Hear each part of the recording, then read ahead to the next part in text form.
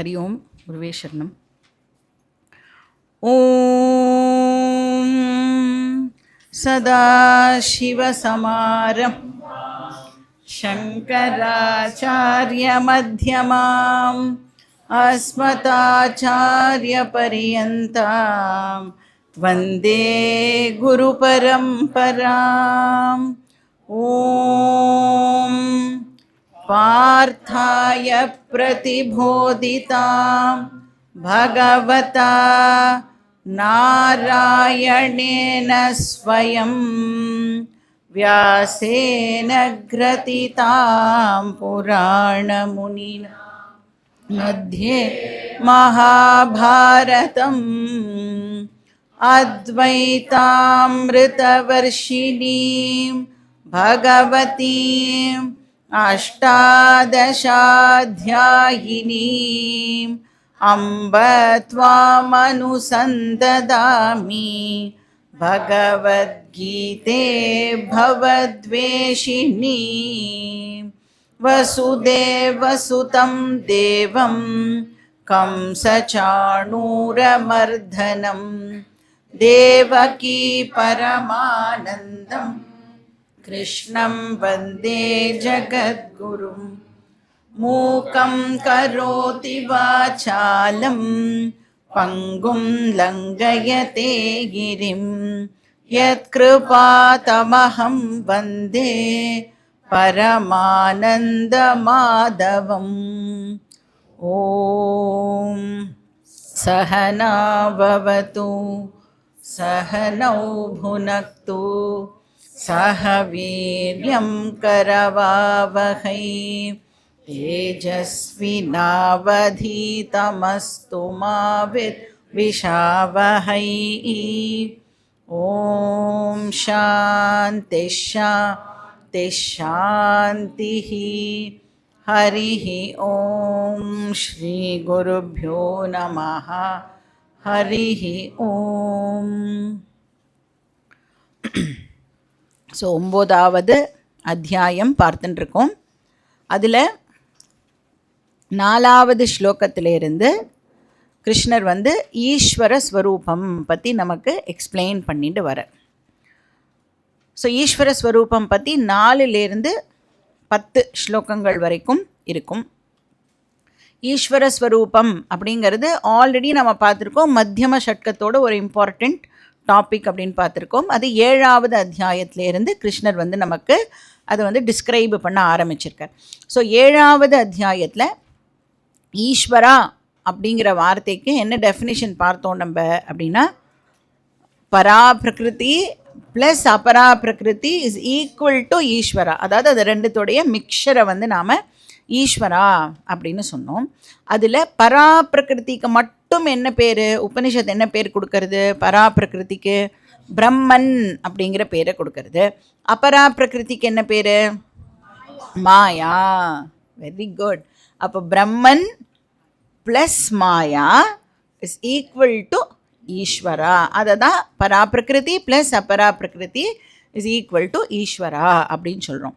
அதில் அந்த பிரம்மஸ்வரூபம் இருக்கு இல்லையா, அந்த பரா பிரகிருதி ஸ்வரூபம் இருக்குல்ல, அதுதான் பகவானுடைய ஒரிஜினல் நேச்சர். எப்பயும் மாறாமல் இருக்கக்கூடிய நேச்சர் அந்த பிரம்மஸ்வரூபம்.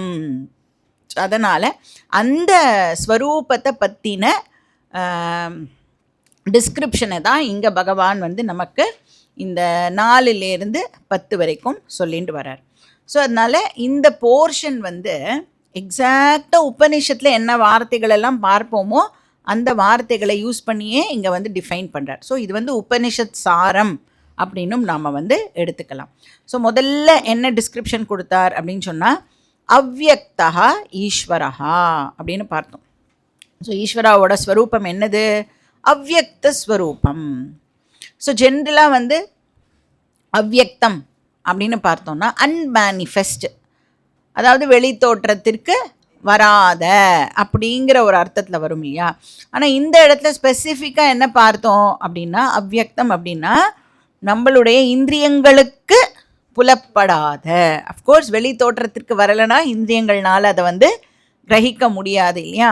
ஸோ இந்திரியங்களுக்கு அப்பாற்பட்டது அப்படின்னா அதுலேருந்து ஃபர்தராக எக்ஸ்டெண்ட் பண்ணி எப்படி அண்டர்ஸ்டாண்ட் பண்ணிக்கலாம், நம்ம கிட்ட இருக்கிற சென்ஸ் ஆர்கன்ஸை யூஸ் பண்ணி நம்மளால் பகவானை தெரிஞ்சுக்க முடியாது. ஆனால் சாஸ்திர பிரமாணத்தை பயன்படுத்தி நம்மளால் ஈஸ்வராவை தெரிஞ்சுக்க முடியும். ஏன்னா சாஸ்திர பிரமாணம் மட்டும்தான் நமக்கு பகவானை ரிவீல் பண்ணுறது. இப்போ கண்ணு எதை ரிவீல் பண்ணுறது? கண்ணு நமக்கு அந்த கலரு அப்புறம் ரூபம், அந்த ஃபார்ம்ஸ் அண்ட் கலர்ஸை நம்மளோட கண்ணு ரிவீல் பண்ணுறது. காது எதை ரிவீல் பண்ணுறது? சப்தங்களை காது ரிவீல் பண்ணுறது. அது மாதிரி ஈஸ்வராவுடைய அந்த பிரம்மஸ்வரூபம் இருக்குல்ல, அதை எது ரிவீல் பண்ணுறதுனா சாஸ்திர பிரமாணம் அதை ரிவீல் பண்ணுறது. அதனால ஃபஸ்ட்டு ஃபீச்சர் அவ்யக்தம். ஸோ இந்திரிய அகோச்சரம் அப்படின்னு நாம் பார்த்துருப்போம். அதை இந்திரியம் அப்படின்னு சொன்னால் நம்மளுடைய சென்ஸ் ஆர்கன்ஸ், அகோச்சரம் அப்படின்னா இந்திரியங்களால் ஆக்சஸ் பண்ண முடியாத, பர்சீவ் பண்ண முடியாத அப்படின்னு அர்த்தம். ரெண்டாவது என்ன பார்த்தோம்? சர்வகதத்துவம். சர்வகத அப்படின்னு சொன்னால் ஆல் பர்வேடிங். எல்லாம் மறக்கவே கூடாது. இந்த வார்த்தைகளை நாம் ரிப்பீட்டடாக பார்த்துட்டு இருக்கோம் இல்லையா. அப்போ இந்த வார்த்தையும் ஞாபகம் வச்சுக்கணும், அதனுடைய அர்த்தத்தையும் நாம் ஞாபகம் வச்சுக்கணும். இப்போ சர்வகதா, சர்வன புரியுறதா? எல்லா இடத்துலையும். கதஹா அப்படின்னு சொன்னால் வியாபிச்சு இருக்கிறது. அப்போ சர்வகதகான எல்லா இடத்துலையும் வியாபிச்சு இருக்கிறது. அப்படின்னா அதுலேருந்து என்ன புரிஞ்சுக்கலாம் நம்ம? சர்வகதா அப்படின்னு சொன்னால் அது லிமிட்லெஸ், அதுக்கு பவுண்டரி கிடையாது. அது ஏதாவது, அதனால தான் அனந்தகா அப்படின்னு சொல்கிறோம். அதுக்கு ஏதாவது லிமிட் இருக்கான்னா அதுக்கு லிமிட்டு இல்லை. இது 4வது ஸ்லோகத்தில் நாம் பார்த்த வார்த்தை சர்வகதா. அதுக்கப்புறம் என்ன சொன்னார்? விஸ்வாதாரம் ஆர் ஜகத் அதிஷ்டானம் ஆர் ஜகத் ஆதாரம் அப்படின்னு பார்த்தோம்.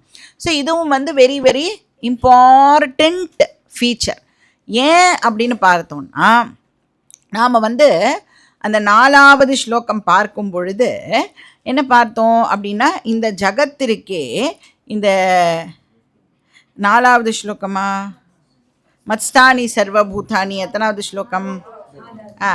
4வது ஸ்லோகம் இல்லையா. அந்த ஸ்லோகம் பார்க்கும் பொழுது என்ன பார்த்தோம்? இந்த வேர்ல்டு எப்படி இருக்கு? எப்படி இருக்கு வேர்ல்டு? என்ன வார்த்தை பார்த்தோம் நம்ம? இருக்கிற மாதிரி இருக்கு. ஞாபகம் இருக்கா? லாஸ்ட் கிளாஸில் பார்த்தோமா?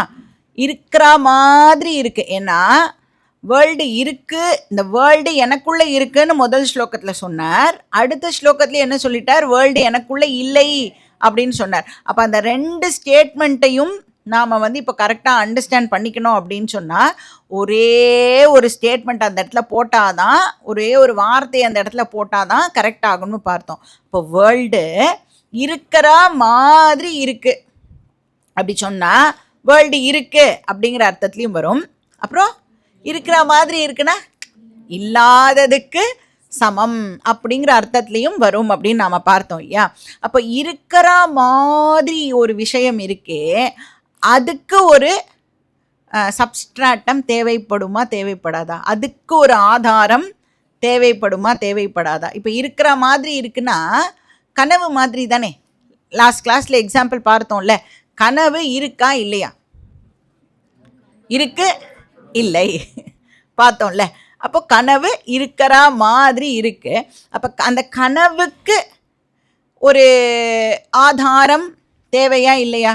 யார் அதுக்கு ஆதாரமாக இருக்கா? யார் தூங்க போகிறானோ அவன்தான் அந்த கனவுக்கு ஆதாரமாக இருக்கான். அப்போ எந்த ஒரு அப்பியரன்ஸுக்கும், எந்த ஒரு தோற்றத்துக்கும் நமக்கு என்ன தேவை அப்படின்னா சாலிடாக ஒரு ஆதாரம் தேவைப்படுறது.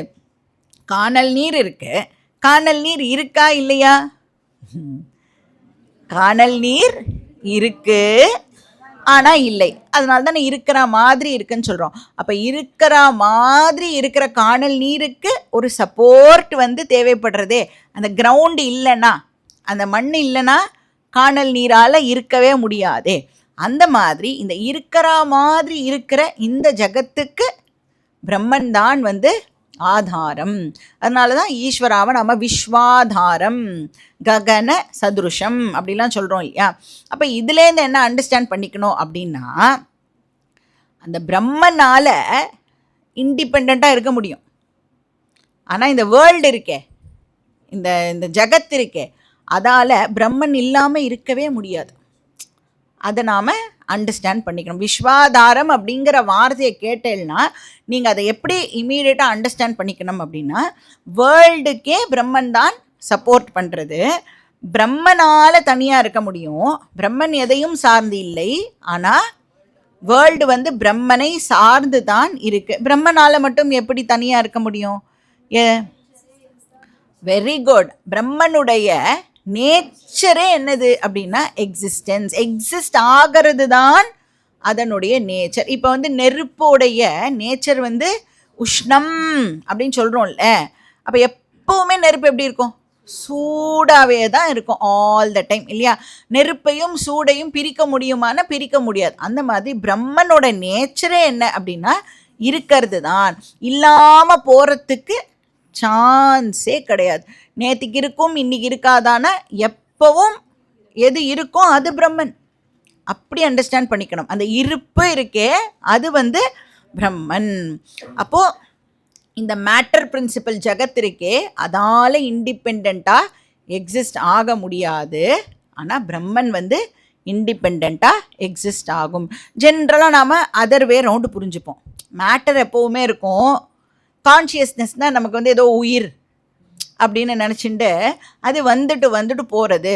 சயின்ஸ் புத்தி இருக்கு இல்லையா, அதனால அப்படி நினைப்போம். பட் சாஸ்திரம் அப்படியே உல்ட்டா பண்ணி நமக்கு சொல்லி கொடுக்கறது, மேட்டர் தான் வந்து போகிறது, கான்ஷியஸ்னஸ் எப்பவுமே இருக்கு. வந்து போகிற மேட்டருக்கு கான்ஷியஸ்னஸ் தான் வந்து சப்போர்ட் பண்ணுறது.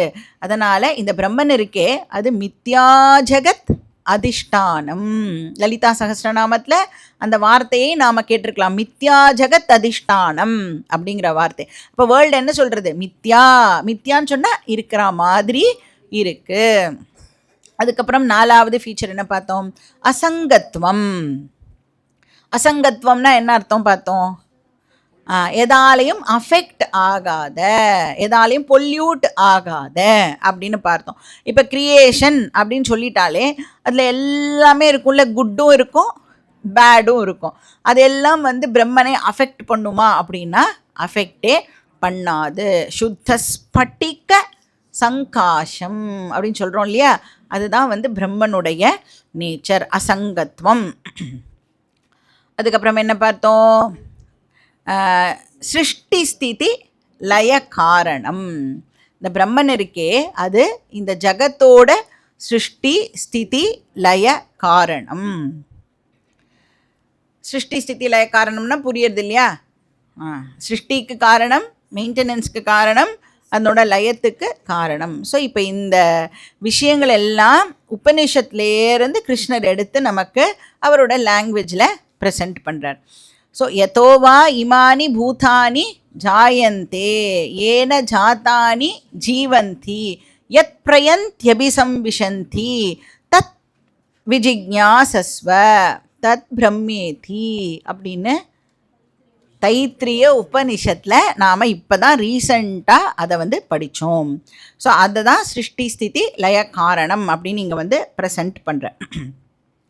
அதுக்கப்புறம் இந்த கிரியேஷன் வந்து எப்படி வருது அப்படின்னும் நம்ம வந்து 7th சாப்டர் போது ரொம்ப டீட்டெயில்டாக இந்த கிரியேஷன் எப்படி வருது அப்படின்னு பார்த்தோம். இங்கேயும் வந்து பகவான் சொல்கிறார், என்னால் எதையுமே புதுசாக கிரியேட் பண்ண முடியாதுன்னு சொல்கிறார். எதுவுமே ஃப்ரெஷ்ஷாக என்னால் வந்து கிரியேட் பண்ண முடியாது. ஏன்னா ஆல்ரெடி என்ன இருக்கோ அது வெளிப்படுறது, அவ்வளோதான். ஏன்னா நத்திங்லேருந்து எதுவுமே வர முடியாதுல்ல. புதுசாக ஏதாவது ஒன்று வரணும் அப்படின்னு சொன்னால் ஜீரோலேருந்து எதுவுமே ஒன்று வர முடியாது. அப்போ ஆல்ரெடி இருக்கிறது தான் நமக்கு வந்து வெளி தோற்றத்திற்கு வர்றது. நம்மளோட கனவு மாதிரி. கனவு எங்கே இருக்குது? இப்போது லாஸ்ட் கிளாஸில் பார்த்தோமே, வாசனாசா இப்போ நமக்குள்ளே இருக்குது. எது வாசனாவாக இருக்கோ அதுதான் அந்த கனவு டைமில் நம்மளுக்கு கனவாக வந்து எக்ஸ்ப்ரெஸ் ஆகிறது. அதே மாதிரி பகவான் இங்கே என்ன சொல்கிறார் அப்படின்னா, ஆல்ரெடி அந்த பொட்டென்ஷியல் ஃபார்மில் இருக்கிற வேர்ல்டு தான் இப்போ வெளி தோற்றத்திற்கு வருது. எப்படி வந்து ஒரு மரம் இருக்குது, இப்போ ஒரு பெரிய ஆலமரம் நீங்கள் பார்க்குறீங்க அப்படின்னு சொன்னால், அந்த ஆலமரம் வந்து இவ்வளோ பெருசாக வளர்கிறதுக்கு முன்னாடி அத்தனை விஷயமும் எதுக்குள்ளே இருந்தது அப்படின்னா அதனுடைய விதை. ஆலமரத்தோட விதையை நீங்கள் பார்த்தீங்கன்னா ரொம்ப ரொம்ப குட்டியாக இருக்கும், ரொம்ப ஸ்மாலாக இருக்கும். ஆனால் அத்துணூண்டு குட்டி விதைக்குள்ள இப்போ அந்த விதையை வந்து நீங்கள் இப்படி அதை வந்து பிரித்து பார்த்து இதுதான் வந்து ரூட்டு, இதுதான் வந்து இலை, இதுதான் கிளை, அப்படி எல்லாம் அந்த விதைக்குள்ளே உங்களால் பார்க்க முடியுமானா பார்க்க முடியாது. ஏன்னா அதெல்லாம் எப்படி இருக்கு, அன்மேனிஃபெஸ்ட் ஃபார்ம், பொட்டென்ஷியல் ஃபார்ம், வெளி தோற்றத்திற்கு வராத ஃபார்ம். அதை தான் அவ்யக்தம்ங்கிற வார்த்தையை இங்கேயும் நாம் வந்து யூஸ் பண்ணுவோம். அவ்யக்த ரூபத்தில் அது இருக்குது. அதுக்கப்புறம் என்ன ஆகிறது, அந்த டைம் வரும்பொழுது அந்த மரம் இலை விடுறது, கிளை விடுறது, பூ வருது, காய் வருது, அதெல்லாம் இப்போ வெளி தோற்றத்திற்கு வெளியில் வருது. அது மாதிரி இப்போ இந்த என்டையர் ட்ரீ வந்து விதைக்குள்ள பொட்டென்ஷியல் ஃபார்மில் இருக்கு இல்லையா, அந்த மாதிரி இந்த என்டையர் வேர்ல்டு பொட்டென்ஷியல் ஃபார்மில் இருந்ததுன்னா அதுக்கு பேர் மாயா.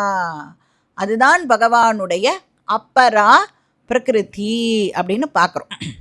மொத்த வேர்ல்டும் இப்போ பொட்டென்ஷியல் ஃபார்மில் இருக்கிறது தான் நாம் வந்து மாயா அப்படின்னு சொல்கிறோம். அப்போ மாயாதான் என்னவா ஆகிறதுன்னா பிரபஞ்சமாக தன்னை கன்வெர்ட் பண்ணிக்கிறது. வெளி தோற்றத்திற்கு வராமல் இருக்கும் பொழுது மாயா, வெளி தோற்றத்திற்கு வந்துடுத்து அப்படின்னு சொன்னால் அதை தான் நாம் ஜகத், பிரபஞ்சம், வேர்ல்டு, யூனிவர்ஸ் அப்படின்னு சொல்கிறோம். அப்போ அன்மேனிஃபெஸ்ட் மேட்டர் மேனிஃபெஸ்ட் மேட்டராக வந்து கன்வெர்ட் ஆகிறது. அப்புறம் என்னாகும், மேனிஃபெஸ்ட் மேட்டர் இப்போ என்னாகும், அப்படியே இருக்குமானா அப்படியே இருக்காது. அந்த டைம் வந்த உடனே அது திருப்பியும் அன்மேனிஃபெஸ்ட் ஃபார்முக்கு போகும். இப்போ வெளி தோற்றத்திற்கு தெரிகிற இந்த யூனிவர்ஸ் இப்போது மறுபடியும் எந்த மாதிரி போயிடும், பொட்டென்ஷியல் ஃபார்முக்கு போயிடும். அதை தான் நம்ம வந்து பிரளயம் அப்படின்னு சொல்கிறோம். சரி, இது எப்போ ஆரம்பிச்சுது, இந்த மேனிஃபெஸ்ட் அன்மேனிஃபெஸ்ட் அப்படிங்கிறது எப்போ ஆரம்பிச்சுது அப்படின்னா கிருஷ்ணர் சொல்கிறார், அந்த கேள்வியை கேட்காதே. ஸ்லோகா நம்பர் 8 அதில் சொல்கிறார், page number 120 121 130 131, shloka number 8. பிரகிருதிம் ஸ்வாமவஷ்டப்ய விஸ்ருஜாமி புனஃ புனஹ பூதகிராமமிமம் கிருத்ஸ்னம் அவசம் பிரகிருதேர்வசாத். So இங்கே வந்து அந்த ஜகத் காரணம் ஈஸ்வரா பார்த்தோம் இல்லையா, சிருஷ்டி ஸ்திதி லய காரணம் பார்த்தோம் இல்லையா, அதனுடைய எக்ஸ்பிளனேஷனாக இந்த ஸ்லோகத்தில் பகவான் வந்து கண்டினியூ பண்ணுறார். ஸோ என்ன சொல்கிறார், அகம் புனஹா புனஹ விஸ்ருஜாமி அப்படின்னு சொல்கிறார். புனஹா புனஹா அப்படின்னா என்ன அர்த்தம், அகெயின் அண்ட் அகெயின், மறுபடியும் மறுபடியும். ஸோ மறுபடியும் மறுபடியும் நான் இந்த உலகத்தை கிரியேட் பண்ணிகிட்டே இருக்கேன் அப்படின்னு சொல்கிறேன். மறுபடியும் மறுபடியும் அப்படின்னு சொன்னால் என்ன அண்டர்ஸ்டாண்ட் பண்ணிக்கணும் நம்ம, ஸோ ஏதோ ஒரு பர்டிகுலர் டைமில் இந்த கிரியேஷன் வரலை, இது சைக்கிளிக்காக நடந்துட்டே இருக்கக்கூடிய ஒரு விஷயம்.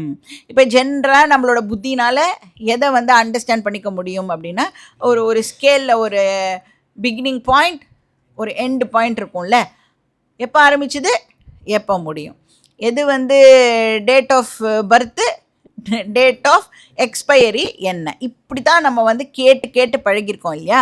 வேதாந்தம் நம்மளுக்கு புதுசாக கொஞ்சம் மாற்றி யோசி அப்படின்னு சொல்கிறது. எல்லாமே லீனியராக இருக்கணுங்கிற அவசியம் இல்லை. இந்த கிரியேஷன் வந்து சைக்கிளிக் ப்ராசஸ். சைக்கிளிக் ப்ராசஸ்னால் அந்த சர்க்கிள், இப்போ நீங்கள் எல்லோரும் ஸ்கூலில் சர்க்கிள்லாம் வரைஞ்சிருப்பேன் இல்லையா, சர்க்கிளுக்கு பிகினிங் எண்ட் இருக்கா, இல்லை நான் வந்து காம்பஸை நடுவில் இப்படி குத்தி ஒரு இடத்துல ஆரம்பிப்பேன் அப்படி சொல்லக்கூடாது. சர்க்கிள் அப்படின்னு சொன்னாலே அதுக்கு வந்து பிகினிங்கும் கிடையாது எண்டும் கிடையாது. அந்த மாதிரி தான் இது வந்து பிகினிங்லெஸ் டைம்லேருந்து. ஏன் அப்படி சொல்கிறா? ஏன் வந்து இதுக்கு பிகினிங் அப்படிங்கிறது இருக்க முடியாது? கொஞ்சோண்டு யோசிச்சு பாருங்க. ஏன்னா இப்போ கிரியேஷன் அப்படின்னு சொல்கிறோம்ல, சிருஷ்டி வருதுன்னு சொல்கிறோம்ல, சிருஷ்டி வரும்போது தான் டைமே வருது.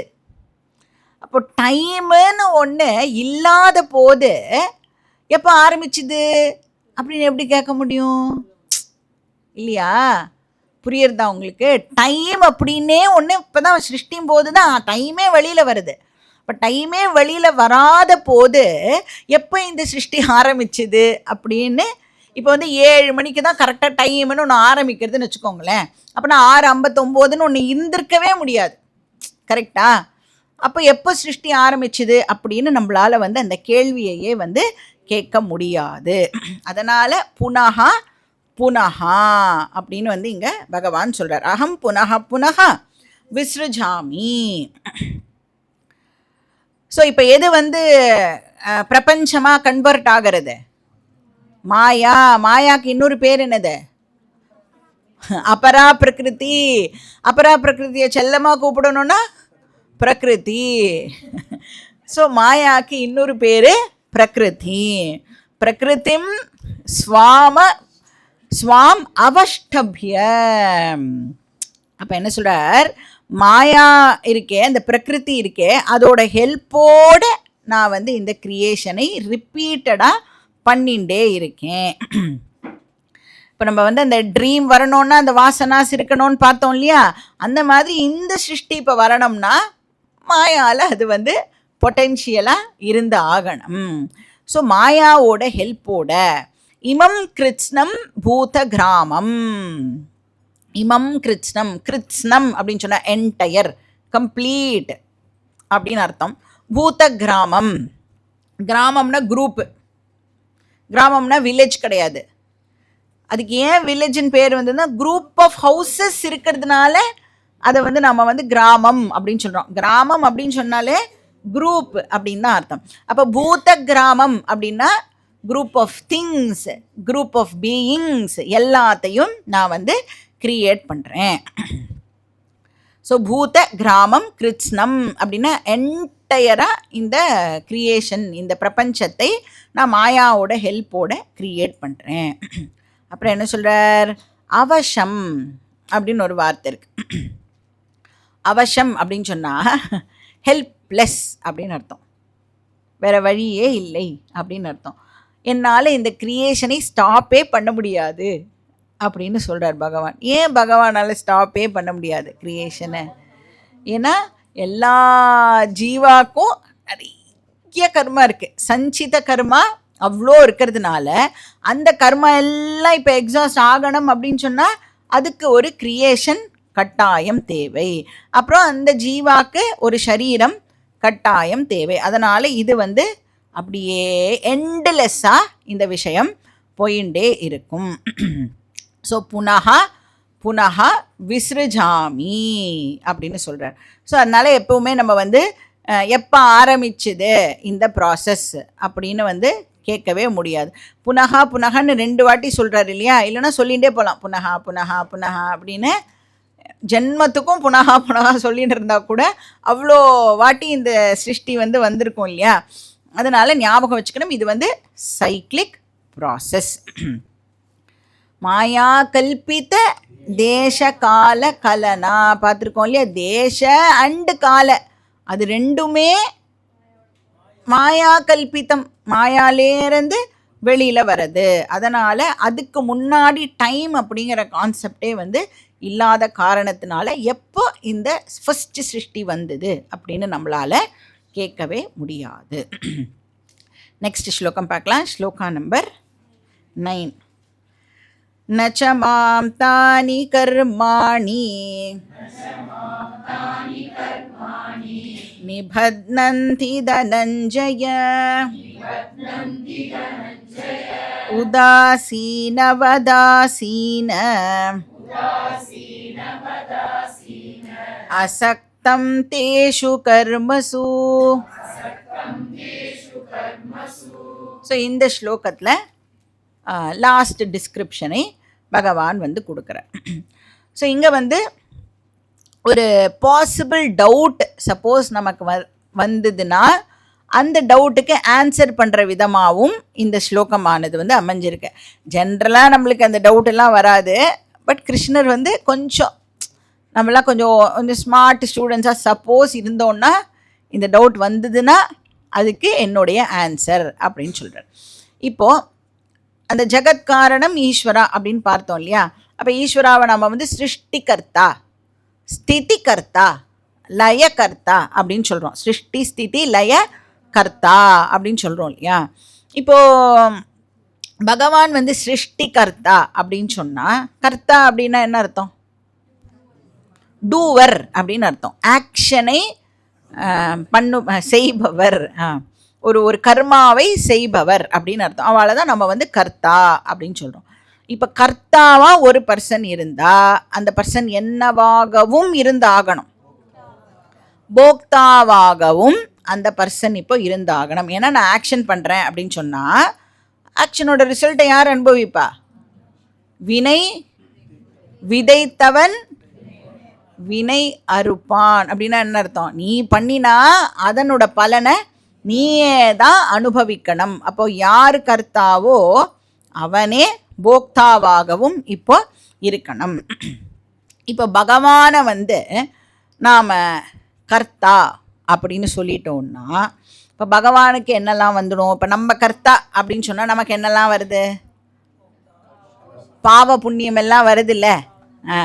இப்போ பகவான் வந்து சிருஷ்டிகர்த்தா அப்படின்னு சொன்னால் பகவானுக்கு பாவ புண்ணியம்லாம் வரணும்ல. நம்ம வந்து சும்மா ஏதோ யாரையோ ஒருத்தரை இப்படி போகும்போது திட்டோன்னா நம்மளுக்கு பாவம் வருமா?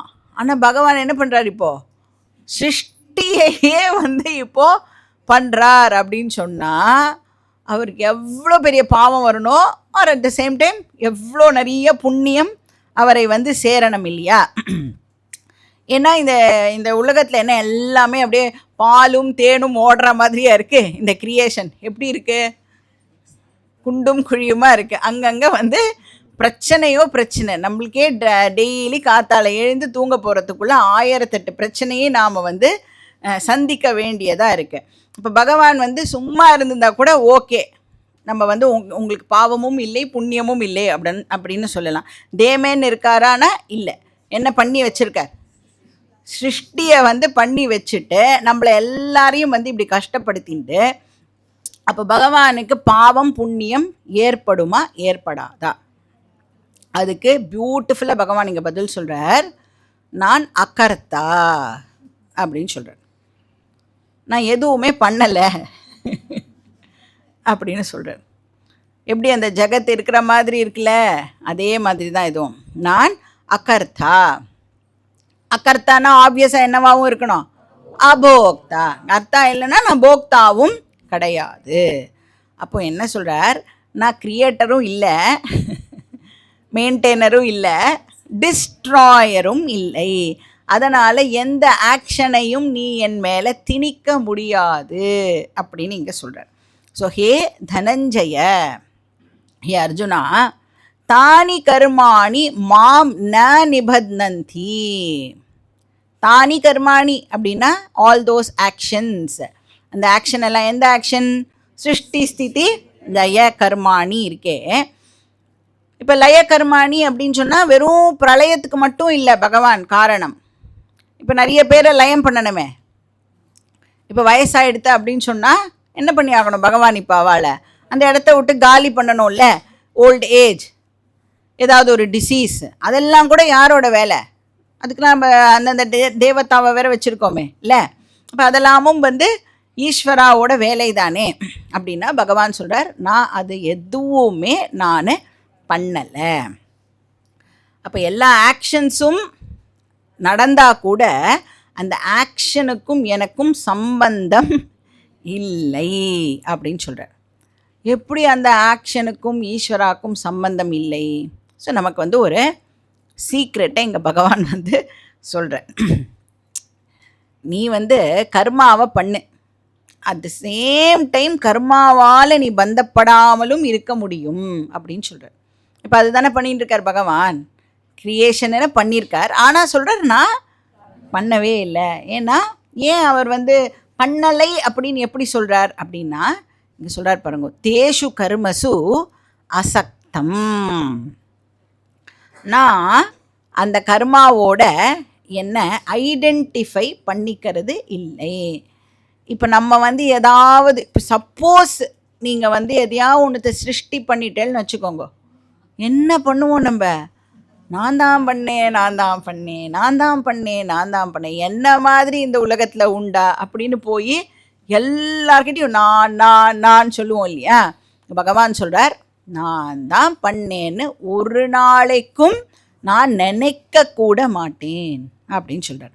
அப்போ எனக்கு அந்த கர்மாவோட அபிமானமே கிடையாது. அபிமானம்னா ஐடென்டிஃபிகேஷன் அப்படின்னு அர்த்தம். அதனால் என்னை கர்மா பந்தப்படுத்தாது. தேஷு கர்மசு அசக்தம். அப்போ எப்படி இருக்காராம் பகவான் அப்படின்னா, உதாசீனவத் ஆசீனம். உதாசீன அப்படின்னு சொன்னால் ஒரு டிட்டாச்சு பர்சன் மாதிரி, ஒரு பற்றற்ற பர்சன் மாதிரி நான் வந்து இருந்துண்டு இருக்கேன். அப்போ நம்மளையும் பகவான் வந்து அந்த மாதிரி இரு அப்படின்னு சொல்கிறார். ஆல்ரெடி நாம் வந்து ஒரு சாப்டரில் இதை பார்த்துருக்கோம். நைவ கிஞ்சித் கரோமீதி யுக்தமன்யேத தத்துவவித் பஷ்யன் ஸ்ருண்வன் ஸ்பிருஷன் ஜிக்ரன் அஷ்ணன் கச்சன் ஸ்வபன் ஸ்வஷன். பஷ்யன் ஸ்ருண்வன்னா நான் பார்த்துட்டு இருக்கிறவன், கேட்டுருக்கிறவன், சாப்பிட்டு இருக்கிறவன், மூச்சு விட்டுன்னு இருக்கிறவன், அதெல்லாம் நான் பண்ணிட்டு இருப்பேன். ஆனால் நான் நைவ கிஞ்சித்து கரோமி, நான் எதுவுமே பண்ணலை அப்படின்னா யாரால் அப்படி சொல்ல முடியும் அப்படின்னா, யார் தன்னுடைய ரியல் நேச்சரை அண்டர்ஸ்டாண்ட் பண்ணின்னு இருக்காளோ. ரியல் நேச்சர் என்னது? கான்ஷியஸ்னஸ், பிரம்மன். பிரம்மன் வந்து பஷ்யன் ஸ்ருண்வன் அதெல்லாம் பண்ணுமா அப்படின்னா பிரம்மனால் பண்ண முடியாது. ஏன்னா பிரம்மனுக்கு கண்ணெல்லாம் இருந்தால் தானே பார்க்கும், காதெல்லாம் இருந்தால் தானே கேட்கும். அப்போது நிரவயவம் அப்படின்னு படிச்சிருக்கோம், நிர்குணம் அப்படின்னு படிச்சிருக்கோம். அதனால் பிரம்மனால் எதுவும் பண்ண முடியாது.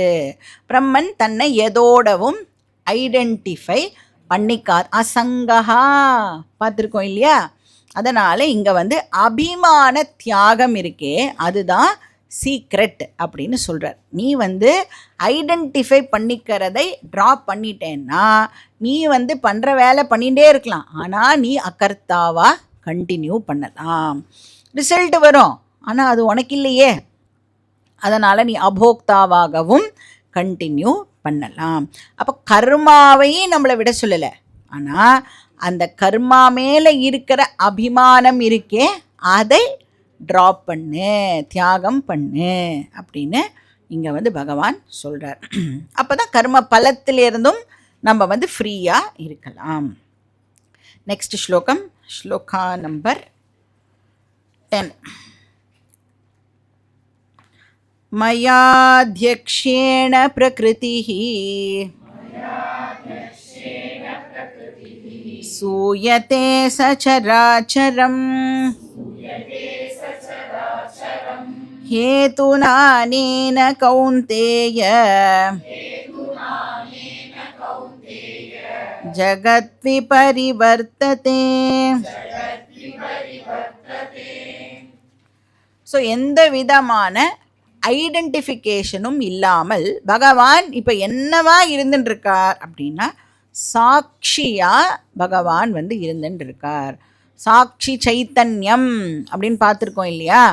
அப்போது பகவான் வந்து எல்லாத்தையும் விட்னஸ் பண்ணிட்டு இருக்கார். எதோடவும் பகவான் தன்னை வந்து ஐடென்டிஃபை பண்ணிக்கலை.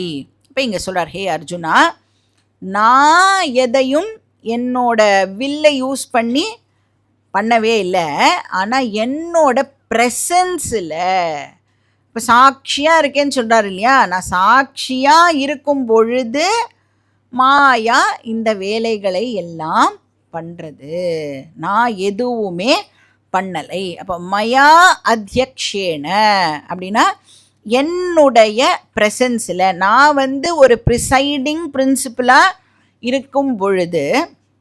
ஸோ என்ன எக்ஸாம்பிள் எடுத்துக்கலாம் அப்படின்னா, பியூட்டிஃபுல் எக்ஸாம்பிள் லைட். இப்போ லைட்டோட ப்ரெசன்ஸ் இந்த ரூமில் இருக்கா இல்லையா? லைட்டோட ப்ரெசன்ஸ் ரூமில் இருக்குது. சரி, இப்போ லைட்டு நம்மளை வந்து நீ வந்து கிளாஸ் கேள, நீ வந்து கிளாஸ் கேட்காதேங்க, நீ கொஞ்சம் தூங்க அப்படின்லாம் நம்மளை ஏதாவது இன்ஃப்ளூயன்ஸ் பண்ணுறதா லைட்டு? ஏதாவது பண்ண முடியுமா லைட்டால்? லைட்டு வந்து குட் ஆக்ஷன் பேட் ஆக்ஷன் ஏதாவது பண்ணுமா? பார்ட்டிசிபேட் பண்ணுறதா ஆக்ஷனில்? சரி, லைட்டு தான் யூஸ்லெஸ்ஸாக இருக்கேன், ஆஃப் பண்ணிடலாமா? ஆஃப் பண்ணிட்டா என்னாகும்? எந்த டிரான்சாக்ஷனுமே நடக்காது. அப்போது லைட்டோட ப்ரெசன்ஸில் நல்லது கெட்டது, நல்லது கெட்டது, கெட்டது நல்லது எல்லாம் நடக்கும். ஆனால் லைட்டு எந்த ஆக்டிவிட்டிலையும் தன்னை வந்து ஈடுபடுத்திக்காது. இப்போது லைட் வந்து தன்னை ஈடுபடுத்திக்கலைன்னா, கர்மா பண்ணலைன்னா ஆப்வியஸாக அதுக்கு கர்ம பலனும் இருக்கிறதுக்கு சான்ஸே இல்லை. இதுக்கு பேர் சாட்சி பாவகா அப்படின்னு பேர். இப்போ லைட் என்ன பண்ணிட்டு இருக்க? நம்ம பண்ணுற ஆக்ஷன்ஸை எல்லாம் விட்னஸ் பண்ணிட்டு இருக்கு. ஸோ அதனால கிருஷ்ணர் இங்கே என்ன சொல்கிறார்? நான் சாட்சியாக இருக்கேன்.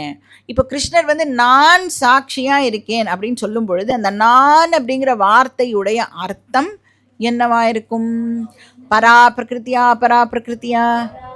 பரா பிரகிருதி. ஏன்னா கிருஷ்ணருடைய அபரா பிரகிருதி எப்படி இருக்கும்? கிருஷ்ண சரீரம் எல்லாம் வந்துடும். அப்போ கிருஷ்ண சரீரத்தை இந்த இடத்துல எடுத்துக்க கூடாது. ஏன்னா எல்லாம் சர்வகதா அப்படின்னு சொல்லிட்டோம் அப்படின்னாலே அது வந்து பரா பிரகிருத்தியை தான் இங்கே பகவான் வந்து ரெஃபர் பண்ணுறார். அப்போ அந்த all pervading consciousness principle. So நான் வந்து சாட்சியாக இருக்கேன் அப்படின்னு சொல்கிறார். அப்போ நான் சாட்சியாக இருக்கும் பொழுது இந்த பிரகிருதி இருக்கே, இந்த மாயா இருக்கே, மாயா தான் என்னது? அப்பரா பிரகிருத்தின்னு பார்த்துருக்கோம் இல்லையா? அது வந்து தன்னை விதவிதமாக இப்படி வந்து மாற்றிக்கிறது. இப்போது எலக்ட்ரிசிட்டி இருக்குது. எலக்ட்ரிசிட்டி வந்து சாமான்யமாக என்ன பண்ணும்? எல்லா கேட்ஜெட்ஸுக்கும் எலக்ட்ரிசிட்டி வந்து ஃப்ளோ ஆகும். ஆனால் எலக்ட்ரிசிட்டி வந்து சொல்லுமா, ஃபேனே நீ வந்து சுற்று, லைட்டே நீ வந்து க்ளோ பண்ணு, மிக்ஸி நீ வந்து கிரைண்டு பண்ணு அப்படிலாம் எலக்ட்ரிசிட்டி சொல்லாது. எலக்ட்ரிசிட்டி ஃபேனுக்கு எப்படி ஃப்ளோ ஆகிறதோ அதே மாதிரி தான் லைட்டுக்கு ஃப்ளோ ஆகும். லைட்டுக்கு எப்படி ஃப்ளோ ஆகிறதோ அதே மாதிரி தான் டிவிக்கு, அதே மாதிரி தான் மிக்சிக்கு. ஸோ எல்லாத்துக்கும் அது சாமான்யமாக ஃப்ளோ ஆகும். ஆனால் அந்த கேட்ஜெட் இருக்கே, அந்த கேட்ஜெட்டுக்கு ஒரு இன்பில்ட் கெப்பாசிட்டி இருக்குது இல்லையா? ஃபேன் அப்படின்னா எரியாது, என்ன பண்ணும்? சுத்தம். அது வந்து அதனுடைய டிஃபால்ட்டாக அதனுடைய இன்பில்ட் கெப்பாசிட்டி. இப்போ மைக் அப்படின்னு சொன்னால் மைக் என்ன பண்ணும்? ஆம்ப்ளிஃபை பண்ணும், பேசுகிறத வந்து ஆம்ப்ளிஃபை பண்ணும். அப்போ அந்தந்த கேட்ஜெட்ஸ் அது அதனுடைய வேலையை பண்ணும். ஆனால் தானாகவே வேலை பண்ணுமா அப்படின்னு கேட்டால் அதால் வேலை பண்ண முடியாது. அதுக்கு ஒரு சாமானிய காரணம் எலக்ட்ரிசிட்டி வந்து தேவைப்படுறது. அதே மாதிரி கான்ஷியஸ்னஸ் அப்படிங்கிறது எல்லா இடத்துலையும் இருக்கும். இப்போ வந்து நம்ம கேட்கலாம், சில பேர் வந்து நல்லவாளாக இருக்கா, சில பேர் வந்து கெட்டவாளாக இருக்கா. அப்போ அதுக்கு கான்ஷியஸ்னஸ்க்கு ஏதாவது சம்மந்தம் இருக்க முடியுமா? கொஞ்சம் யோசிச்சு பாருங்க. இப்போ கான்ஷியஸ்னஸ் என்ன பண்ணும்? நல்லவா அப்படின்னு சொன்னால் அவளுக்கு ஒரு மைண்ட் இருக்குமா, ஒரு அந்தக்கரணம் இருக்குமா? அந்த அந்தக்கரணம் எப்படி இருக்கும்? நல்லவாளுடைய அந்தக்கரணம் சாத்வீக பிரதானமாக இருக்கும், கரெக்டாக?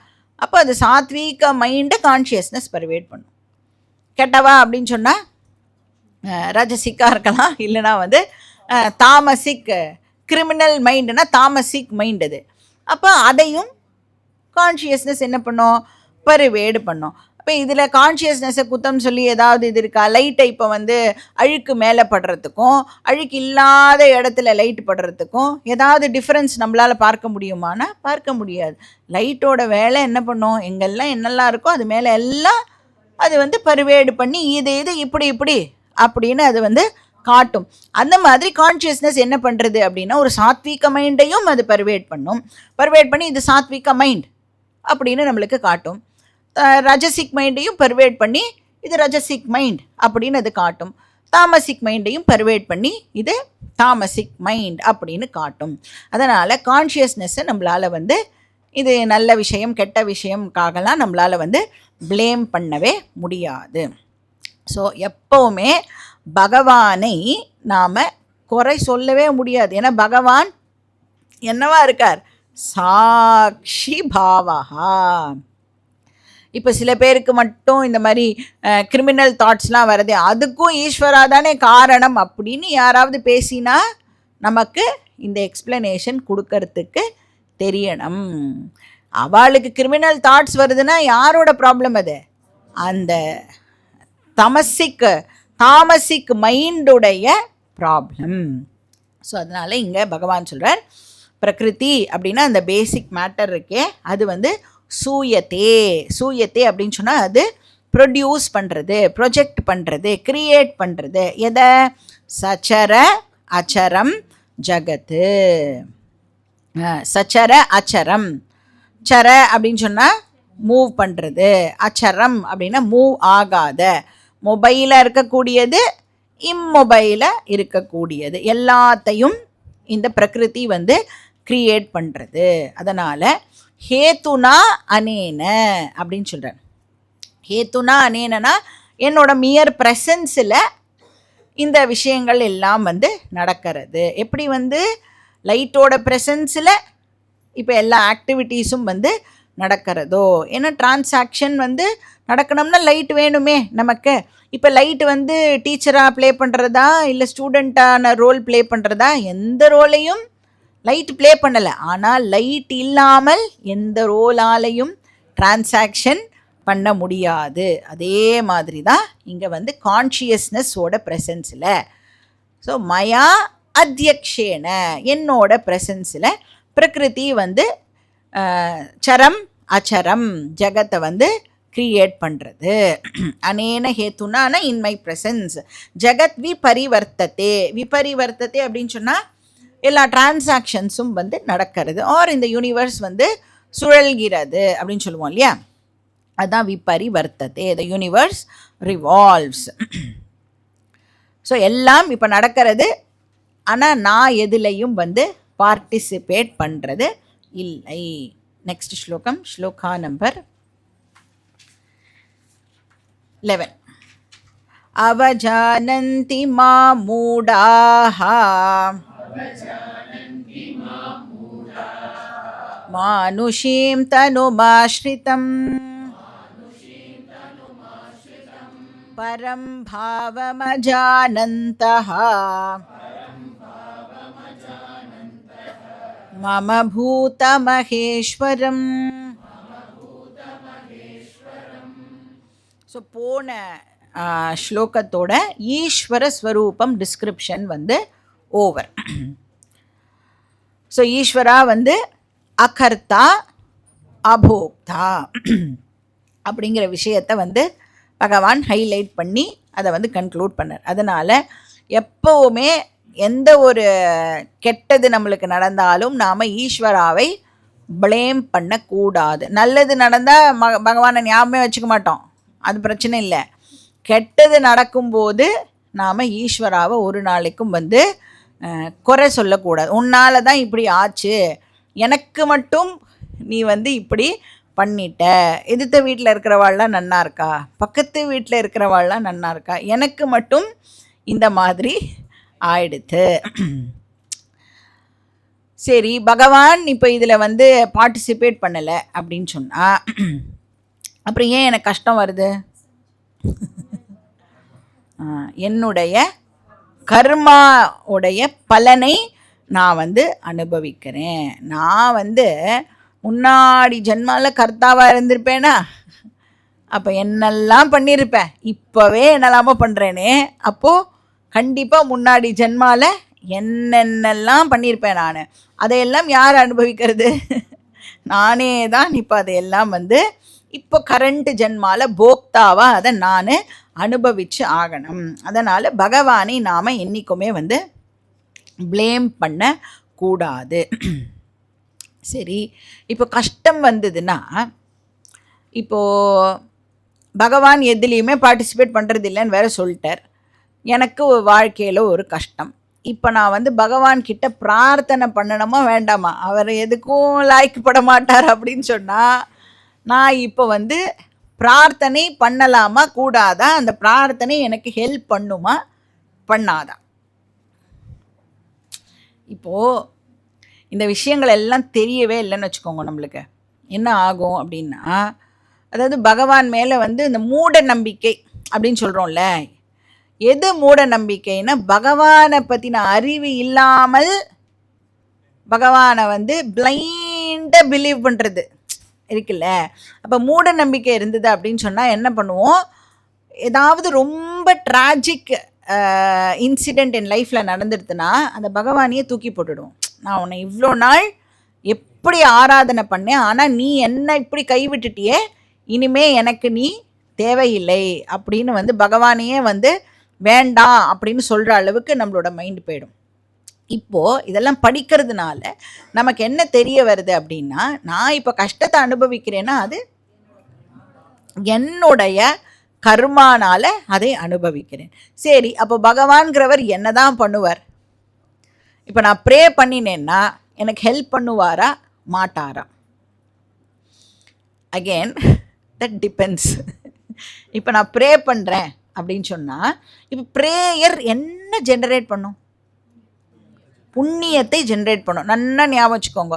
நீங்கள் வந்து ஏதோ ஒரு பகவான்கிட்ட பிரார்த்தனை பண்ணுறேள் அப்படின்னு சொன்னால், ஏன்னா எப்பெல்லாம் நாம் பகவான் அப்படிங்கிற விஷயத்தை நம்மளுடைய மனசுக்கு கொண்டு வரோமோ கேரண்டீடாக உங்களுக்கு புண்ணியம், கேரண்டி டிஃபால்ட் நமக்கு வந்து புண்ணியம் அக்கௌண்ட் வந்து இன்க்ரீஸ் ஆகும். இப்போ ஏதோ ஒரு கஷ்டப்படுறேன் நான், அதுக்கு பகவான்கிட்ட நான் வந்து இப்போது பிரார்த்தனை பண்ணுறேன் அப்படின்னு சொன்னால் ஆப்வியஸாக இப்போ என்ன ஜென்ரேட் ஆகும்? புண்ணியம் ஜெனரேட் ஆகும். இப்போ நான் கஷ்டப்படுறேன்னா எதனால் கஷ்டப்படுறேன்? என் பாவம் இப்போ ஒர்க் அவுட் ஆகின்னு இருக்கு, அதனால் கஷ்டப்படுறேன். இப்போ நான் ப்ரே பண்ணுறேன், அது மூலமாக புண்ணியம் ஜெனரேட் ஆகிறது. இப்போது நான் ப்ரே பண்ணி ஒரு புண்ணியம் ஜெனரேட் ஆகிறதே, அந்த புண்ணியம் என்னுடைய பாவத்தை விட ஜாஸ்தி பவர்ஃபுல்லாக இருந்தது அப்படின்னு சொன்னால் கஷ்டத்திலேருந்து இமீடியட்டாக என்னால் வெளியில் வந்துட முடியும். ஆனால் நான் ப்ரே பண்ணி ஜென்ரேட் ஆகிற புண்ணியம் என்னுடைய பாவத்தை விட கம்மி பவர் அதுக்கு இருந்ததுன்னா நீ என்ன பண்ணாலும் அந்த கஷ்டத்திலேருந்து உன்னால் வந்து வெளியில் வர முடியாது. அப்படின்னா அந்த கஷ்டத்தை அனுபவிச்சு தான் நீ வந்து தீர்த்த ஆகணும். சரி, நீ ப்ரே பண்ணுவியே, என்ன ப்ரே பண்ணுவ பகவான்கிட்ட? எவ்வளோ நேரம் நின்று ப்ரே பண்ணுவேன்? 2.5 நிமிஷம், 5 நிமிஷம், 10 நிமிஷம். ஆனால் நீ ஒரு தப்பு பண்ணியிருக்கியே, அப்புறம் கஷ்டப்படுற அப்படின்னா டெஃபினட்டாக ஏதோ தப்பு பண்ணியிருக்கோம்ல. அது எவ்வளோ பெரிய தப்பாக இருக்கும், அதனால தானே அவ்வளோ பெரிய கஷ்டம் நீ பட்டுருக்க. ஜஸ்ட்டு நீ வந்து ஒரு 5 நிமிஷம் ப்ரே பண்ணினா உனக்கு பகவான் இமீடியட்டாக வந்து அதுலேருந்து ரிலீஃப் கொடுத்துடணும் அப்படின்னு வந்து எதிர்பார்க்குறோமே, எவ்வளோ தப்பு அது இல்லையா? அப்போது கஷ்டம் வந்து அதுக்கு ஈக்குவலண்ட்டாவது நம்மளுக்கு ப்ரேயரை போடுறதுக்கு தெரியணும். ஸோ ஜஸ்ட்டு போய் பகவான் முன்னாடி நின்று நான் இப்போ கஷ்டப்பட்டுருக்கேன், அதெல்லாம் நீ எனக்கு இல்லாமல் பண்ணிவிடு அப்படின்னு சொன்னால் அவர் இமீடியட்டாக உடனே வந்து பண்ணணும் அப்படின்னு எதிர்பார்க்கறது முட்டாள்தனம். ஸோ எப்போ நியூட்ரலைஸ் ஆகும் அப்படின்னா, உன்னோட புண்ணியம் நீ முன்னாடி பண்ண பாவத்தை விட ஜாஸ்தி கெப்பாசிட்டி இருந்ததுனா தான், சுப்பீரியராக இருந்ததுனா தான் உன்னுடைய கஷ்டம் வந்து தீரும். ஸோ அதனால் ஏதாவது ப்ரேயர் எப்படி வேலை பண்ணுறது அப்படிங்கிற ஐடியா நமக்கு இல்லை அப்படின்னு சொன்னால் காலத்துக்கும் நம்ம பகவானை வந்து ஏதாவது சொல்லிகிட்டே தான் இருப்போம். ஸோ இங்கே சொல்கிறார் கிருஷ்ணர், அகர்த்தா அபோக்தா அப்படின்னு 10வது ஸ்லோகத்தில் சொல்லிட்டோம். இப்போ 11வது ஸ்லோகத்தில் டாப்பிக்கை சேஞ்ச் பண்ணுறார். என்ன டாபிக் அப்படின்னா சம்சார காரணம். அதுதான் வந்து 11th ஸ்லோகாலேருந்து சம்சார காரணம் பார்க்க போகிறோம். சம்சார காரணம் அப்படின்னு சொன்னால் என்ன அர்த்தம்? நான் ஏன் கஷ்டப்பட்டுன்னு இருக்கேன்? Why do I have problems? So Krishna வந்து ஏன் தெரியுமா உனக்கு ப்ராப்ளம் அப்படின்னு சிம்பிளாக ஒரே லைனில் சொல்கிறார். நீ ஏன் இப்போ கஷ்டப்பட்டு இருக்க அப்படின்னு சொன்னால், நீ வந்து எதிர்பார்க்கிறல்ல, எதுக்கிட்டே இருந்தோ எதையோ எதிர்பார்க்கிறியே, அது தப்பு அப்படின்னு சொல்கிறேன். எதுக்கிட்டேருந்து என்ன எதிர்பார்க்கணும் நம்ம? நம்மளை சுற்றி ஒரு 4 பேர் இருக்கா, அப்புறம் இந்த வேர்ல்டு இருக்குது. அதுக்கிட்டேருந்து என்ன எதிர்பார்க்குறோம்? பீஸ், செக்யூரிட்டி, ஹாப்பினஸ் எதிர்பார்க்கல. அது தப்பு அப்படின்னு சொல்கிறேன். ஏன்னா உன்னை சுற்றி இருக்காளே 4 பேர், அவகிட்ட அது இல்லை. அப்புறம் உன்னை சுற்றி இருக்கிற வேர்ல்டுக்கிட்ட அது இல்லை. இல்லாததுக்கிட்டே இருந்து நீ வந்து அதை எனக்கு கொடு அப்படின்னு கேட்டால் எப்படி அதால் கொடுக்க முடியும்? இப்போ ஒருத்தவங்கக்கிட்டேருந்து கடன் வாங்கியிருக்கா, என்ன, நீங்கள் ஒரு 10,000 ரூபாய் கடன் கொடுத்துருக்கேள். ரெக்கார்ட் ஆகும்தா? வேண்டிருக்கா?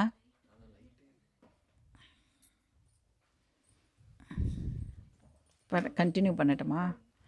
ஓகே. ஸோ இப்போ வந்து நம்ம கேட்குறதா எல்லாருக்கும்? சரி. இப்போ பைசா கொடுத்துருக்கோம் அப்படின்னா அந்த பைசாவை நீங்கள் திருப்பி கேட்குற அந்த பர்சன்கிட்ட. அந்த பர்சன் வந்து தன்கிட்ட இருந்தால் தானே கொடுப்பார். நீ வந்து அவன் உங்ககிட்ட கடன் வாங்கியிருக்கானா என்ன அர்த்தம்? அவங்ககிட்ட காசு இல்லைன்னு தான் கடன் வாங்கியிருக்கான் இல்லை. திருப்பியும் போய் அஃப்கோர்ஸ் சொன்ன நேரத்தில் கொடுத்துடணும். நீங்கள் வந்து சப்போஸ் சொன்ன நேரத்துக்கு முன்னாடியே போய் இப்போ கேட்குறேன் அப்படின்னா அந்த பர்சனால் எப்படி வந்து கொடுக்க முடியும் இல்லையா? இருந்தால் தானே அந்த பர்சன் கொடுப்பார். அந்த மாதிரி இந்த பீஸ், செக்யூரிட்டி, ஹாப்பினஸ் யார்கிட்ட இருக்கோ அவகிட்ட தானே கேட்கணும். நம்ம போய் என்ன பண்ணுறோம்? தப்பான இடத்துல போய் கதவை தட்டினா கதவே திறக்க மாட்டேங்கிறது. நம்மளும் வந்து எவ்ரி டைம் வீடு வீடாக போய் திறங்கோன்னு கேட்குறோம். யாருமே நமக்கு கதவை திறக்க மாட்டேங்கிறா. ஏன்னா அவளால் திறக்க முடியாது. அப்போ எதால் நம்மளுக்கு பீஸ், செக்யூரிட்டி, ஹாப்பினஸை கொடுக்க முடியும் அப்படின்னா பகவானால் மட்டும்தான் அதை கொடுக்க முடியும். அப்போ அந்த பூர்ணத்துவம் அப்படின்னு சொல்கிறோமே, ஆர் ஆனந்தம் அப்படின்னு சொல்கிறோமே, அந்த ஆனந்தம் வேணும்னு இப்போ ஏன் நம்ம நினைக்கிறோம்? இப்போ நான் ஆனந்தமாக இல்லை, ஆனால் எனக்கு ஆனந்தம் வேணும். அதுவும் அந்த ஆனந்தம் எப்பெல்லாம் இருக்கணும்? ஆல் த டைம் இருக்கணும். கரண்ட்டு போனால் கூட ஆனந்தம் இருக்கணும். அப்போ கூட மூஞ்சி வந்து சுருங்கவே கூடாது. அப்படின்னா நான் இப்போ வந்து அபூர்ணனாக இருக்கேன், அதனால் இப்போ எனக்கு ஆனந்தம் வேணும் அப்படின்னு நான் வந்து கேட்குறேன். சரி, கேட்குறையே, கரெக்டான ஆளுக்கிட்ட போய் கேட்க வேண்டாமா? நீ போய் யார்கிட்ட கேட்குற? உன் ஸ்பௌஸ் கிட்ட போய் கேட்குற, உன் குழந்தைகிட்ட போய் கேட்குற, உன் ஆஃபீஸில் உன் பாஸ் கிட்ட போய் கேட்குற. அவளால் எல்லாம் உனக்கு ஆனந்தத்தை கொடுக்க முடியுமானா கொடுக்க முடியாது. இப்போ பகவானுடைய ஹையர் நேச்சர் இருக்கே, அந்த பரா பிரகிருதி, அது என்ன ஸ்வரூபம்னா பூரண ஸ்வரூபம். அப்போ யார்கிட்ட போய் கேட்கணும்? அதை பகவான் கிட்டக்க தான் போய் அதை கேட்கணும். அப்போ நம்மளுடைய ப்ராப்ளமுக்கு காரணம் என்ன அப்படின்னு சொன்னால் நமக்கு விவேகம் இல்லைன்னு பகவான் சொல்கிறார். இப்படி கூட விவேகம் இல்லாமல் இவ்வளோ ஜென்மமாக வாழ்ந்துட்டுருக்கியே அப்படின்னு கேட்குறார். எத்தனை ஜென்மமாக வாழ்ந்துட்டுருக்கோம்?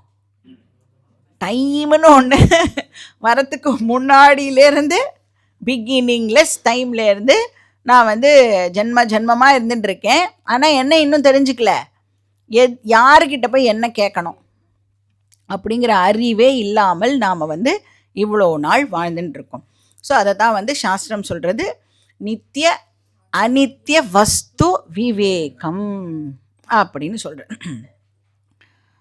ஸோ நித்தியானித்திய வஸ்து விவேகம் உனக்கு இல்லையே, அதனால் அவிவேக்கியா நீனு இருக்க. நீ போய் அழியக்கூடிய விஷயத்துக்கிட்ட நம்ம கேட்குறோம், ப்ளீஸ் நீ அழியாமல் இரு, என் கூடவே இரு அப்படின்னு கேட்குறோம். இந்த பாடியை பார்த்து நீ வந்து 100 இயர்ஸுக்கு இருக்கணும். எப்படி இருக்கும் 100 இயர்ஸுக்கு? அதனோட நேச்சரே என்னது?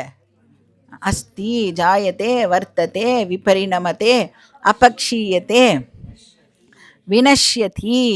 அப்படி இருக்கக்கூடிய விஷயங்கள் கிட்ட போய் நீ பர்மனன்ஸை எதிர்பார்க்கிற. அதனால் பகவான் இங்கே சொல்கிறார் மூடாகா அப்படின்னு நம்மளை ரொம்ப கொஞ்சரர். நம்ம எல்லாரும் வெரி வெரி பியூட்டிஃபுல் ஸ்டூடெண்ட்ஸ். மூடாகா பரம்பாவம் அஜானந்தகா. இப்போ என்ன சொல்கிறாரிங்க? பரம்பாவம் அப்படின்னா இந்த இடத்துல நிர்குணஸ்வரூபம் அப்படின்னு அர்த்தம். என்னுடைய பரா பிரகிருதி உங்களுக்கு தெரியறது இல்லை. பரா பிரகிருதி மட்டும் உனக்கு தெரிஞ்சிருந்ததுன்னு சொன்னால் நீ போய் இப்படி வீடு வீடாக பிச்சை எடுப்பியா அப்படின்னு பகவான் கேட்குறார். ஸோ பரம்பாவம் என்னுடைய சைத்தன்ய ஸ்வரூபம் அஜானந்தகா உனக்கு தெரியறது இல்லை. அப்போ பிறக்கும் போதே எப்படி பிறக்கிறோம் நம்ம? பரம்பாவம் அஜானந்தகா. ஈஸ்வராவுடைய நேச்சர் நமக்கு தெரியறது இல்லை, என்னோட நேச்சரும் எனக்கு தெரியறது இல்லை. அப்போ பிறக்கும் பொழுது அஜ்ஞானத்தோடவே நாம் பிறக்கிறோம். அப்படின்னா அஜ்ஞானத்தோடு நீ செத்து போனதுனால தான் அஜ்ஞானத்தோடு நீ மறுபடியும் பிறக்கிற. நீ மட்டும் ஒழுங்காக ஞானம் அடைஞ்சிருந்தேன்னா பிறப்பியா? இப்போ பிறந்திருக்க அப்படின்னாலே என்ன அர்த்தம்? ஆப்வியஸாக அஜ்ஞானத்தோடு தான் நீ பிறந்திருக்கணும். அப்போ பிறக்கும் பொழுது நிறைய இக்னோரன்ஸ் நம்மளுக்கு இருக்குது. இப்போ பிறக்கும்போதே அப்படியே இங்கிலீஷ் நாலேஜோடு பிறக்கிறோமா? நம்ம இங்கிலீஷ் இக்னோரன்ஸோடு தானே பிறக்கிறோம். அப்புறம் ஏதாவது ஒரு புதுசாக ஒரு லாங்குவேஜ் கற்றுக்கிறேன் அப்படின்னு சொன்னால் அந்த லாங்குவேஜோட இக்னோரன்ஸோடு தானே நாம் பிறக்கிறோம். அப்புறம் பிறந்ததுக்கு அப்புறம் என்ன பண்ணுறோம்? அந்த விஷயத்தை நாம் படித்து அந்த இக்னோரன்ஸை நாம் ரிமூவ் பண்ணிக்கிறோம். அது மாதிரி பிறக்கும் பொழுது ஈஸ்வராவோட நாலேஜ் நமக்கு இல்லை அப்படின்னு சொன்னால், பிறக்கும் பொழுது ஈஸ்வரா இக்னோரன்ஸோடு நாம் பிறக்கிறோம் அப்படின்னு சொன்னால் இப்போ என்ன பண்ணணும்? அந்த இக்னோரன்ஸ் போகிறதுக்கு ஈஸ்வராவை பற்றி நாம் அண்டர்ஸ்டாண்ட் பண்ணிக்கணும். சிம்பிள், அவ்வளோதான். நிர்குணம் ஸ்வரூபம் பற்றி எனக்கு தெரியலை, இப்போ நான் என்ன பண்ணணும்? நிர்குணம் ஸ்வரூபத்தை பற்றி தெரிஞ்சுட்டேன் அப்படின்னா அந்த அஜ்ஞானம் என்னை விட்டு போயிட போகிறது. இப்போ எப்படி இங்கிலீஷ் படிக்கணும் அப்படின்னு சொன்னால் ஸ்கூலுக்கு போய் நாம் முதல்லேருந்து அந்த அக்ஷரத்துலேருந்து ஏபிசிடின்னு எப்படி ஆரம்பித்து அதுக்கப்புறம் வேர்ட்ஸு, அதுக்கப்புறம் சென்டென்ஸு, அதுக்கப்புறம் ஃப்ளூயண்ட்டாக பேசுகிறதுக்கான ப்ராக்டிஸ் அப்படின்னு எப்படி ஸ்டெப் பை ஸ்டெப் போகிறோமோ அந்த மாதிரி ஈஸ்வராவை பற்றி தெரிஞ்சுக்கிறதுக்கு ஸ்ரவண மனன நிதித்தியாசனத்தை நாம் ப்ராக்டிஸ் பண்ணி ஆகணும். இப்போ வேதாந்தம் சொல்கிறது இந்த ப்ராசஸ் மூலமாக மட்டுமே நீ ஈஸ்வராவை பற்றி தெரிஞ்சிக்க முடியும். ஸோ அதனால் மூடாகா அப்படின்னு திட்டிட்டு என்ன சொல்கிறார்? ஏன் மூடாகா அப்படின்னு திட்டுறார் அப்படின்னா, பகவானை என்னன்னு நினச்சிட்டு இருக்கோமா நம்ம அப்படின்னா, மானுஷீம் தனும் ஆஸ்ரிதம். என்னை போய் இந்த கிருஷ்ண சரீரம்னு தப்பாக புரிஞ்சுட்டுருக்கா எல்லா மக்களும். அப்போ அவளை பார்த்து எனக்கு கோபம் வருமா வராதா அப்படின்னு கேட்குறேன். என்னுடைய ரியல் நேச்சர் சைத்தன்ய ஸ்வரூபமாக இருக்கும் பொழுது என்னை போய் இவாளுக்கு ஒரு ஹியூமன் ஃபார்ம் இருக்கே அந்த ஃபார்மை எனக்கு கொடுத்து இதுதான் கிருஷ்ணர் அப்படின்னு இவா எல்லாரும் தப்பாக நினச்சின்னு இருக்கா. தனும் அப்படின்னு சொன்னால் ஷரீரம் அப்படின்னு அர்த்தம். மானுஷீம் தனும் அப்படின்னு சொன்னால் ஹியூமன் ஃபார்ம். ஆஸ்ரிதம் மூடாகா. ஆஸ்ரிதம்னா அதில் போய் வர்ஷிப் பண்ணுறது, அதை போய் ரிசார்ட் பண்ணுறது. ஸோ என்னோட ஹியூமன் ஃபார்மை போய் ரியல் ஃபார்ம் அப்படின்னு நினச்சிட்டு இருக்கா. ஸோ அவஜானந்தி தெரியாமல் என்ன பண்ணுறா? என்னை டீக்ரேட் பண்ணுறா அப்படின்னு சொல்கிறார். என்னை க்ளோரிஃபை பண்ணுறேங்கிற பேரில் என்னை ஆக்சுவலாக மட்டம் தட்டுறா. ஆல் பர்வேடிங் ஈஸ்வராவை நம்ம பூஜை பண்ணணும்னு என்ன பண்ணிடுறோம்? லிமிட் பண்ணுறோம், ஆவாகனம் பண்ணுறோம். அதுவும் நம்மளோட குட்டி பூஜை ரூமில் நம்ம தூண்டு ஒரு ஸ்டூலை போட்டு அது மேலே ஒரு இதை வச்சு அங்கே பகவானை நம்ம ஆவாகனம் பண்ணுறோம் இல்லையா? இப்போ பகவான் சொல்கிறார், நான் ஆக்சுவலி ஆல் பர்வேடிங். நீ என்னை லிமிட்டு பண்ணி என்னை டீக்ரேடு பண்ணுற. ஸோ ஸோ சங்கராச்சாரியர் அதுக்கு ஒரு ஸ்லோகம்லாம் எழுதுறார். இந்த மாதிரி நான் தெரியாமல் பண்ணிட்டேன், என்னை வந்து உன்னோட ரியல் நேச்சர் தெரியாமல் நான் வந்து இந்த மாதிரி உன்னோட லோவர் நேச்சரை வந்து இந்த மாதிரி எல்லாம் நான் வந்து பண்ணி நான் டீக்ரேட் பண்ணேன்னு எனக்கு வந்து புரிஞ்சுடுத்து அப்படின்னு ஒரு ஸ்லோகம் எல்லாம் சங்கராச்சாரியார் வந்து எழுதுறார். பட் அஃப்கோர்ஸ் அப்படி தான் நம்ம வந்து நம்மளோட லைஃப்பை ஸ்டார்ட் பண்ணி ஆகணும். சகுண ஈஸ்வராவோட தான் நம்ம வந்து ஆரம்பித்து ஆகணும். அதனால் இங்கே சொல்கிறார், என்னுடைய நிர்குண நேச்சர் தெரியாதது தான் சம்சாராக்கு காரணம். அது தெரியாததுனால நம்ம என்ன பண்ணுறோம் அப்படின்னா, எதுக்கிட்ட எது இல்லையோ அதுக்கிட்ட போய் அது வேணும் அப்படின்னு நாம் கேட்குறோம். ஸோ சம்சார காரணம் வந்து பரம்பாவம் அஜானந்தஹா மம பூத மகேஸ்வரம்.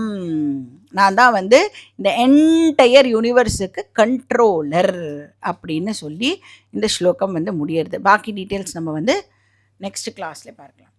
ஓம் பூர்ணமதః பூர்ணமிதம் பூர்ணாத் பூர்ணமுதச்யதே பூர்ணஸ்ய பூர்ணமாதாய பூர்ணமேவாவசிஷ்யதே. ஓம் சாந்தி சாந்தி சாந்திः. ஹரிः ஓம் ஸ்ரீ குருभ्यो நமः. ஹரிः ஓம்.